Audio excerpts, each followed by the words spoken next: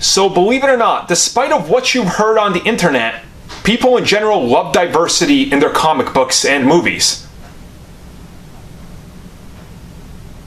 Yeah, I'm confused as you are, right?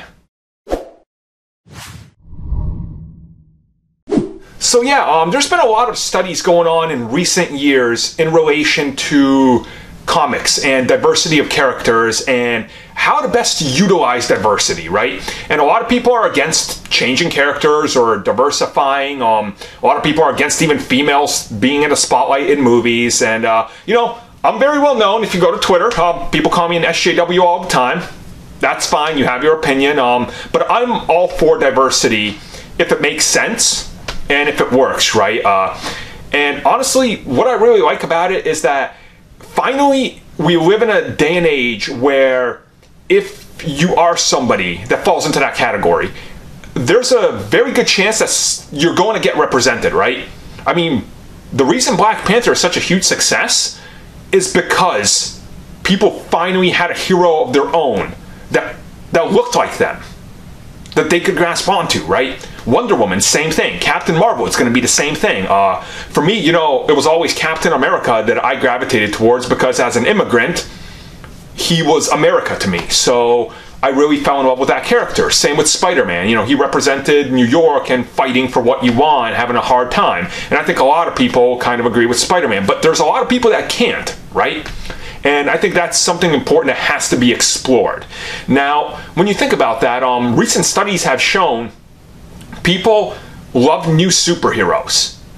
And with polls that are taken and thousands upon thousands of people that have been tested by universities and various others just in questions and Q&As and studies on what they're most likely to see, there's been an interesting trend. Characters like Black Panther, characters like Captain Marvel, characters that are more minor, even characters like Aquaman, there's a lot more demand for things like that. And believe it or not, characters like Iron Man and Batman and Superman have fallen off the top 10 in demand. And I think there's a lot to be said about that because I think the times are changing in Hollywood as well. You know, we want different franchises. And you look at something like Batman, he's diminishing returns to franchise. Every movie has been making less and less with him. And you got to start thinking at that and going, okay, well, he peaked at The Dark Knight, and The Dark Knight Rises, and then it's been downhill. Superman is having a hard time. The entire Justice League, because people are kind of getting sick of the same thing, right? And I think Marvel has kind of figured that out, and they're going, well, what's hot now and what people want? And you look at how many people are seeing different movies that fall into diverse categories, and you just look at something like Fast and the Furious, where the Latin community absolutely loves those movies because it's more representative. There's diversity in there, you know?